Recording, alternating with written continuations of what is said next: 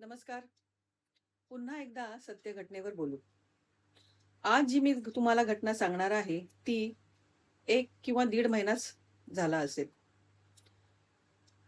माझा एक पॉडकास्ट बघितल्यानंतर आता 1 दीड महिन्यापूर्वीच माझं एक पॉडकास्ट रिलीज झालं. तर ते पॉडकास्ट बघून कॉल्स तर भरपूर येत होते. त्याच्यातला एक जो कॉल होता, तो थोडासा मला एक विचित्र वाटला. कदाचित माझा हा व्हिडिओ ते बघत सुद्धा असतील, बघतील सुद्धा. त्याच्यामध्ये थोडासा मला असा विचित्रपणा वाटला, की मी म्हटलं, की त्यांना नॉलेज आहे, की अर्धवट आहे, पूर्ण आहे? त्यांचे गुरु पण होते. तर आता घटना अशी आहे, त्यांनी मला सांगितलं, की "मॅडम तुमचा पॉडकास्ट बघितला मी आणि मी तुम्हाला कॉल केला." मी म्हटलं, "हां, ठीक आहे, बोला." त्यांनी सांगितलं, "तुम्ही साधना करवता?" तर मी म्हटलं, "हो." तर मग त्यांनी सांगायला सुरुवात केली, की "मी सुद्धा अ, अप्सरा साधना केली होती." तर मी म्हटलं, "ओके." मग? पण मला प्रत्यक्षीकरण नाही झालं आणि माझ्याने ते नाही झालं. पण मला ती हवी आहे. तर मग मी म्हटलं, की "पण ती हवी आहे याचा अर्थ काय? मग तुम्ही देणार का मला?" आता अशा प्रकारचे जेव्हा प्रश्न आपल्याला विचारायला येतात, तेव्हा आपण शांतपणे ऐकायचं असतं, की समोरची व्यक्ती काय बोलते, कशाप्रकारे बोलते. त्याच्यामुळे मला काय माहिती आहे, काय नाहीये ते मी जरा शांत राहिली आणि त्याचं ऐकायला सुरुवात केली. तर त्याप्रमाणे त्याने सांगायला सुरुवात केली, की मी म्हटलं, की "तुम्ही केलंय, प्रत्यक्षीकरण नाही झालं, मग तुम्हाला पुन्हा एकदा प्रयत्न करावा लागेल." तर "नाही, नाही मॅडम, मी इंजिनिअर आहे. मला भरपूर काम असतं. मी रात्रीच येतो ऑफिसमधून. मग मला ते सगळं बसायला, मेडिटेशन करायला नाही जमत. त्याच्यामुळे मला ते नाही जमणार. पण मला अप्सरा साधना हवी आहे. म्हणजे मला अप्सरा हवी आहे. मला कुठलीतरी एक सिद्धी हवी आहे." तर मी म्हटलं, "हा काही खेळ नाहीये. कुठलीतरी सिद्धी हवी आहे, याच्यासाठी तुम्हाला त्याच्यासाठी तप करायला बसावं लागेल. याचाच अर्थ तुम्हाला ती साधना व्यवस्थित करावी लागेल. जी पण जेवढ्या दिवसाची असेल, ती व्यवस्थित करावी लागेल आणि त्याच्यानंतरच तुम्हाला ती सिद्धी प्राप्त होईल आणि ज्यांची तुम्ही साधना करत आहात, त्याचं प्रत्यक्षीकरण होईल." पण पुन्हा तेच मला सांगतायत. "नाही मॅडम, तुम्हाला काय माहिती आहे, मी खूप टेन्समध्ये आहे. मी खूप बिझी असतो. मला मेडिटेशन करायला नाही जमत. पण मला काहीतरी हवंय. तुम्ही मला काहीतरी द्या." तर मी म्हटलं, "ही काही अशी साधी-सुधी गोष्ट नाहीये, की मी कुठलीतरी एखादी सिद्धी प्राप्त केलेली आहे. म्हणजे माझ्याकडे कुठलीतरी एक सिद्धी आहे किंवा माझ्याकडे कुठल्यातरी सिद्धी आहेत, त्या मी व्यवस्थित माझं तप करून, माझं मेडिटेशन्स करून आणि तेवढे दिवस मी त्याच्यामध्ये घालवून त्या सिद्धी मी प्राप्त केलेल्या आहेत. त्याच्यासाठी मी तेवढा वेळ घालवलेला आहे आणि त्या मला हव्या आहेत, म्हणून मी त्या केलेल्या आहेत. मला त्या कोणाला द्यायच्या आहेत, म्हणून मी त्या केलेल्या नाहीयेत." एक्झाम्पल जर घेतलं तर अप्सरा साधना. आता अप्सरा साधना ज्यावेळी मी केलेली होती, तिला मी ॲज अ एक मैत्रीण म्हणून मी ती अप्सरा साधना केलेली.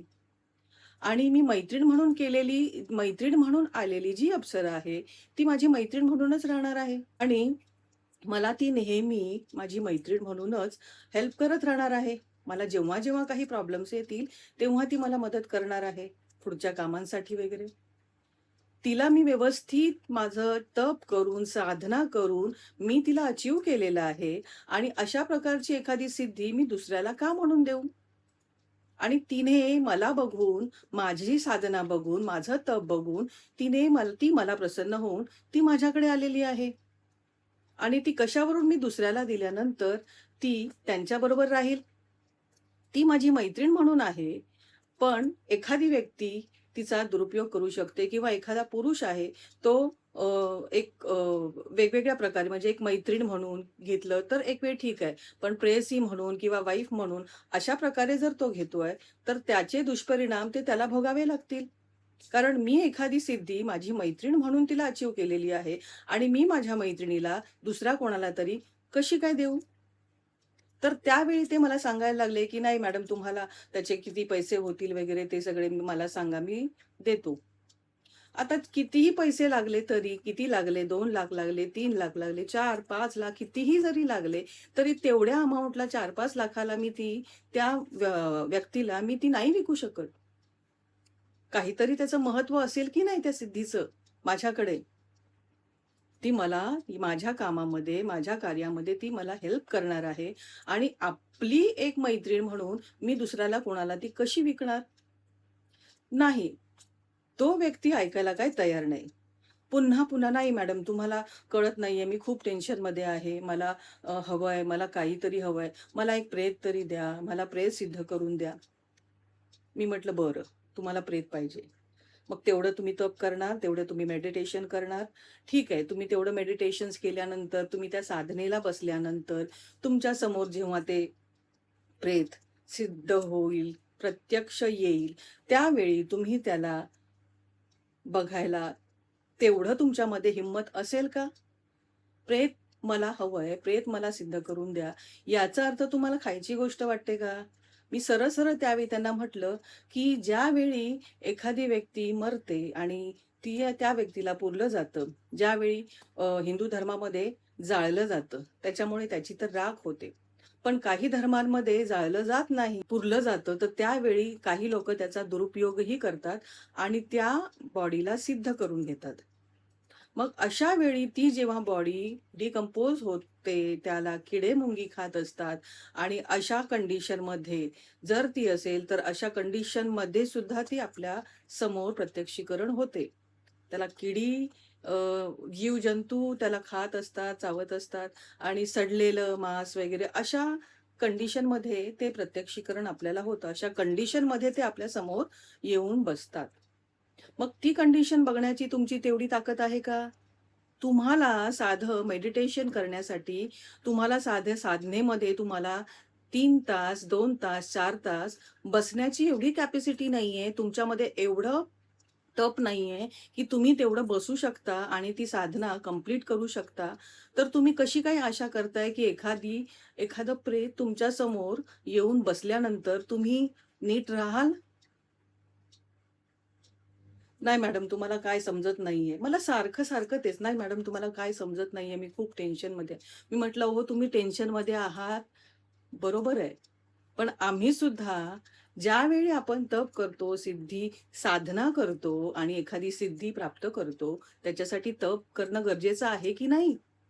म्हणजे तुम्हाला असं वाटतंय तुम्हाला काय वाटलं, तुम्ही मला फोन का केला, की माझ्याकडे कुठल्यातरी सिद्धी असतील आणि त्या मी तुम्हाला विकत देईन.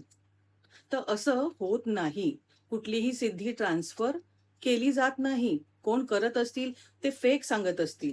एखादी व्यक्ती जेव्हा सिद्धी प्राप्त करते, अशीच साधी-सोपी सिद्धी प्राप्त करणं ही प्रोसेस नाहीये. त्याच्यासाठी भरपूर तप करावं लागतं, तेवढी साधना करावी लागते आणि प्रत्येक वेळीच ती साधना सफल होते असं नाहीये. जर एक वेळा साधना असफल झाली, तर त्याला पुन्हा दुसरा वेळ करावं लागतं, पुन्हा तिसरा वेळ करावं लागतं. काही-काही साधना ज्या असतात, त्या स्मशानात केल्या जातात, काही घरात केल्या जातात, काही एकांतात केल्या जातात. मग अशा वेळी ज्या साधना आम्ही करतोय, ज्या साधना जे साधक करत आहेत, अचीव्हमेंट करतायत त्याचे, ते त्यांचं किती त्याच्यामध्ये तप असेल आणि ते जेवढं केलेलं तप असेल, ती केवढी मोठी अचीव्हमेंट असेल, की एखादी सिद्धी तिथे प्रत्यक्ष होतेय आणि त्याच्यानंतर ती सिद्धी वचनांथ्रू त्यांची होतेय. मग ती त्यांच्यासाठी कामही करतेय. मग अशी जी एखादी सिद्धी कोण कसं काय ट्रान्सफर करू शकतं, की जी माझ्यासाठी आहे, माझ्यासाठी आलेली आहे आणि ती माझ्यासाठी काम करतेय. म्हणजे माझ्यासाठी काम करणारी एखादी सिद्धी मी दुसऱ्याला एका क्षुल्लक काही पैशांसाठी क्षुल्लक म्हणजे हे 4-5 लाख सुद्धा हे क्षुल्लक पैसे आहेत. त्या 4-5 लाखांसाठी सुद्धा मी नाही देऊ शकत. ती कुठलीच व्यक्ती ट्रान्सफर करू शकत नाही.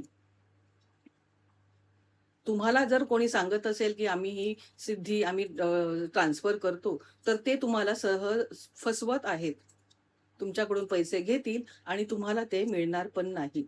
त्याच्यामुळे अशा कोणाच्या झास्यामध्ये येऊ नका. कुठल्याही सिद्धी ट्रान्सफर केल्या जात नाही. मला भरपूर जणांनी असं सांगितलेलं आहे, की "नाही, नाही होतं, नाही, नाही होतं." नाही, नाही होतं असं नाहीये. सिद्धी ट्रान्सफर होत नाही. इव्हन माझे जे गुरु आहेत, त्या गुरूंचा सुद्धा आम्हाला त्या गुरूंनी सुद्धा आम्हाला सांगितलेलं आहे. त्यांचं ज्ञान तर आमच्यापेक्षा जास्त असेल, जास्त आहे. त्यांनी सुद्धा आम्हाला सांगितलेलं की अशा प्रकारच्या सिद्धी ट्रान्सफर होत नाहीत. पण तरी सुद्धा त्याची एकच रट लागलेली होती, की "मला द्या, तुम्हाला समजत नाही." मी म्हटलं, "ठीक आहे, मला नाही समजत आहे. एक काम करा, फक्त 1 तास साधनेला बसा. फक्त 1 तास जपमाळ करा आणि 1 तास व्यवस्थित तुम्हाला बसता येतंय का बघा." तुम्हाला एखादा तुमचा जर अ, गुरु असेल, तुमचे गुरु केलेले असतील, तर त्यांनी तुम्हाला एक गुरुमंत्र दिलेला असेल, तर तो गुरुमंत्र तुम्ही रोज म्हणा. त्यांनी तर तुम्हाला सगळे इन्स्ट्रक्शन्स दिल्याच असतील. हो, हो. मला त्यांनी सगळं काही सांगितलं. तुम्ही जसं सांगताय ना, त्याच प्रकारे मला त्यांनी सुद्धा सांगितलं, की मेडिटेशन्स कर, जप कर, बस एका ठिकाणी आणि 1 तास, 2 तास व्यवस्थित न हलता-डुलता व्यवस्थित साधना कर. मग मी म्हटलं, की अजून त्याच्यामध्ये काही प्रोसेसच वेगळी नाहीये. कोणीही तुम्हाला तेच सांगणार आहे. कारण त्याच्याशिवाय तुम्हाला कुठली सिद्धी प्राप्तच होणार नाहीये. तुम्हालाच त्याच्यासाठी जळायचं आहे. तुम्हालाच त्याच्यासाठी तप करायचं आहे. जेव्हा ती सिद्धी बघतेय, की मला मिळवण्यासाठी एखादी व्यक्ती एवढी मला विनवणी करतेय, एवढे मंत्रजाप करतेय, माझ्यासाठी एवढी तपस्या करतेय, तर त्या सिद्धीला येणं भागच आहे. त्यांना प्रत्येक एक गोष्ट व्यवस्थित समजावून सांगितली, की मेडिटेशनला बसा, साधनेला बसा, 1 तास बसा आणि मंत्रजाप जो तुम्हाला गुरुमंत्र दिलेला आहे, त्या त्या गुरुमंत्राचा तरी तुम्ही जाप करत बसा आणि त्याच्यानंतर तुम्हाला व्यवस्थित काय करायचंय ते आपोआपच समजत जाईल. पण ते जर तुम्ही करत नसाल, तेवढी जर तपस्या सुद्धा करण्याचा तुमच्यामध्ये जर तेवढा हे नसेल, अट्टहास नसेल, तर तुम्ही साधनेला बसून काही उपयोगच नाहीये. आणि तुम्हाला असं वाटतंय, की मला टेन्शन आहे, मला असं आहे, तसं आहे. म्हणून तुम्ही एखादी सिद्धी प्राप्त करायला बघताय, की म्हणजे तुम्हाला एवढं सुद्धा कळत नाहीये, की तुम्ही मध्येच अप्सरा साधना म्हणताय आणि मध्येच एक प्रेत साधना म्हणताय. दोघांमध्ये किती डिफरन्स आहे, हा तुम्हाला माहिती आहे का? तो सुद्धा तुम्हाला माहीत नाहीये.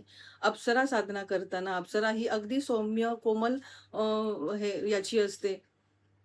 ती साधना व्यवस्थित, सहज, सोप्या पद्धतीने होते. पण तीच जर तुम्ही प्रेत साधना जर तुम्ही म्हणताय, तर ती प्रेत साधना ही उग्र साधना आहे. त्याच्यामध्ये तुम्हाला एक प्रेत सिद्ध होणार आहे आणि त्याला बघण्याची सुरुवातीला तेवढी कॅपॅसिटी तुमच्यामध्ये असायला हवी. तेवढे गट्स तुमच्यामध्ये असायला हवेत. भले तुमच्यामध्ये तेवढे गट्स पण असतील, पण ती साधना, ते जी सिद्धी आहे, ती सिद्धी प्राप्त करण्यासाठी तुम्हाला तेवढी तपस्या करणं गरजेचं आहे.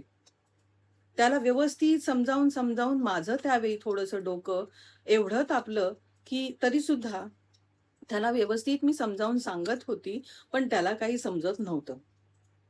तेच त्याने डोक्यात भरलेलं होतं, की कोणीतरी मला ट्रान्सफर करेल, एखादी सिद्धी ट्रान्सफर करेल आणि मग ती माझी काही गरिबी दूर करेल किंवा मला टेन्शनमधून बाहेर काढेल, असं त्याला सगळं माहीत होतं. ठीक आहे, तो जो तुम्ही विचार केलाय तो बरोबर आहे, की एखादी सिद्धी प्राप्त झाल्यानंतर आपल्याला ती चांगला मार्ग दाखवते, चांगल्या आपल्या इन्कम सोर्सेस आपले ओपन करते.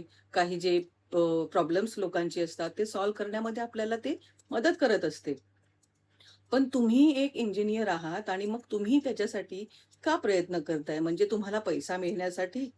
म्हणजे तुम्हाला काम करायचं नाहीये आणि फक्त त्या सिद्धीच्याद्वारे तुम्हाला पैसा कमवायचा आहे. बस ऐषारामाची जीवन जगायचं आहे त्याच्यासाठी तुम्ही सिद्धी प्राप्त करताय. ठीक आहे, त्याच्यासाठी पण तुम्ही करू शकता. पण तेवढी तपस्या तुमच्यामध्ये आणा आणि तपस्येला बसा आणि त्याच्यानंतर एखादी सिद्धी स्वतः प्राप्त करा. तुम्ही जर कोणाच्या मागे लागलात, की मला एखादी सिद्धी द्या, कोणीही तुम्हाला सिद्धी द्यायला उभं नाहीये. कोणीही तुम्हाला सिद्धी देणार नाही. मला प्राप्त झालेली सिद्धी कोणीही तुम्हाला दुसऱ्याला देऊ शकत नाही. अशा प्रकारे त्याला सांगितल्यानंतर अखेर शेवटचा शब्द सुद्धा मला त्याने असाच सांगितला, की "ठीक आहे, जाऊ दे मॅडम, म्हणजे तुम्ही मला नाही देणार ना?" मी म्हटलं, "मी नाही देऊ शकत तुम्हाला. कुठल्या-कुठल्या गोष्टींना सामना करावा लागतो, हे सगळं आम्ही पाहिलेलं आहे. त्याच्यामुळे लोकांना साधी गोष्ट वाटते सिद्धी प्राप्त करणं. पण ही सिद्धी प्राप्त करणं खरंच साधी गोष्ट नाहीये. आणि सिद्धी कोणी प्राप्त करावी? ज्याला खरंच त्या सिद्धीचा उपयोग होणार आहे. आता जसं मी एक ज्योतिषी आहे. मी लोकांची कुंडली बघते. पण कुंडलीमध्ये असे प्रकार असतात, की आम्ही फक्त कुंडली वाचण्याचा प्रयत्न करत असतो. म्हणजेच आम्ही एखाद्याची कुंडली ही फक्त वाचत असतो, की तुमच्या कुंडलीमध्ये हे असं लिहिलेलं आहे, असा-असा योग आहे, ॲक्सिडेंट योग आहे, विवाह योग आहे किंवा चांगला योग आहे, व्यवस्थित योग आहे, मुलांची मुलं होतील, व्यवस्थित आहे किंवा व्यवस्थित नाही. हे आम्ही शिकलेलो असतो. ते आम्ही फक्त तुमच्या कुंडलीमध्ये वाचून दाखवण्याचं काम करत असतो. आता याच्यानंतर काही जणांच्या कुंडलीमध्ये काही प्रॉब्लेम्स येतात, की असं-असं आहे किंवा विवाहामध्ये काही बाधा आहे किंवा मुलं होण्यामध्ये काही बाधा आहेत किंवा काही प्रॉब्लेम्स होणार आहेत किंवा त्यांना काही बाधा लागणार आहेत, काही भूत बाधा लागणार आहेत. तर अशा वेळी याच्यावर उपाय काहीतरी करायचे असतात. त्यांना त्याच्यातून बाहेर काढायचं असतं. त्यावेळी आम्हाला याची गरज लागते. आम्हाला त्यांना ह्या संकटातून बाहेर काढण्यासाठी मग ह्या सिद्धींची आम्हाला गरज लागत असते. म्हणून आम्ही ह्या सिद्धी साधना करतो, कोणाचेही प्रॉब्लेम सॉल्व्ह करण्यासाठी. पण मग काही जे नॉर्मल जे व्यक्ती असतात, त्यांना सुद्धा असं हा खेळ वाटतो, की नाही, नाही आम्हाला ही अप्सरा साधना करायची आहे, आम्हाला ही प्रेत साधना करायची आहे, हे करायचं आहे, ते करायचं आहे. अशा प्रकारे काही लोकांचा भ्रम असतो, की असं-असं केल्यानंतर आम्हाला भरपूर पैसा मिळेल. पण खरंच ज्याच्यामध्ये तपस्या करण्याची जर तेवढी धमक असेल, तर त्या व्यक्तीला ती सिद्धी मिळते. पण तेवढा डेस्परेटली त्याने तेवढी साधना केली असते, म्हणून त्याला ती सिद्धी प्राप्त होते. माझा सांगण्याचा हेतू हाच आहे, की काही व्यक्ती सुद्धा फोन करत असतात, की आम्हाला अशा प्रकारे सिद्धी हवी आहे, विकत हवी आहे, ट्रान्सफर करून हवी आहे. तर असं होत नाहीये आणि याच्यापुढे सुद्धा मला कोणी अशा प्रकारे फोन करू नये, की आम्हाला सिद्धी अशा प्रकारे ट्रान्सफर हवी आहे. हां, तुम्हाला साधना करायच्या असतील, तर नक्कीच मला कॉल करा. मी अप्सरा साधना करते आणि बाकी जर कोणी ज्योतिषी असतील, तर त्यांना वार्ताली एक साधना आहे किंवा पंचांगुली साधना आहे. तर अशा प्रकारच्या ज्या भूत, भविष्य आणि वर्तमान अशा प्रकारे ज्या भविष्य सांगतात, तर अशा प्रकारच्या साधना सुद्धा आहेत.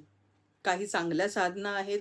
अप्सरा साधना सुद्धा चांगली आहे, सौम्य आहे, पटकन होणारी आहे. तर अशा प्रकारच्या काही ज्या चांगल्या साधना आहेत, काही हनुमानजींच्या साधना आहेत, आपल्या देवतांच्या साधना आहेत, लक्ष्मीच्या आहेत. तर त्या सगळ्या साधना मी कंडक्ट करते. तर त्या साधना करण्यासाठी तुम्ही मला कॉल करू शकता. पण मला ट्रान्सफर करा, अशा प्रकारे मला अशीच द्या. तर अशा प्रकारे जर तुमचा हेतू असेल, तर मला कॉल करू नका. त्याचप्रमाणे जर कोणाला कुंडली बघायची असेल, तर त्यांनी सुद्धा मला कॉल करू शकता. आतासाठी धन्यवाद.